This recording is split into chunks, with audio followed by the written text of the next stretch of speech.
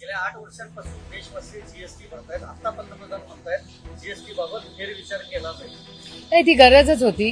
कारण जीएसटीच्या बिल हा माननीय मनमोहन सिंग साहेबांचंच बिल आहे आणि तेही पुढे नेण्याचं काम हे आत्ताच्या सरकारने केलेलं आहे. त्याचं मी स्वागत करते. पण अनेक वेळा ज्यांनी जीएसटी बिल आणलं असे विजय केळकरजी, चिदंबरमजी या सगळ्यांनी अनेक वेळा अनेक मुद्दे मांडलेले आहेत की ह्याच्यात सुधारणा होणं गरजेचं आहे आणि जे जीएसटी आहे ते कमी कॉम्प्लिकेटेड करून वन जीएसटी म्हणजे काय, one tax one nation one tax, हे 5 स्लॅब्स आहेत. त्यामुळे ह्याच्यात बदल करणं अतिशय गरजेचं आहे आणि अनेक गोष्टी आहेत ज्या खूप म्हणजे टॅक्सच्या ह्या स्लॅब्समुळे अनेक वेळा कन्फ्युजन पण होते आणि त्याच्यामुळे कधी कधी लोकांना जी फॉर्म भरण्यामध्ये चुका जर झाल्या त्या काही मुद्दामून असतात. ती काही टॅक्सची चोरी नसते, ती टेक्निकल कधी कधी लोकांकडून, छोट्या मोठ्या लोकांकडून मग त्यांच्यावर डायरेक्ट केस होते, अनेक होतात.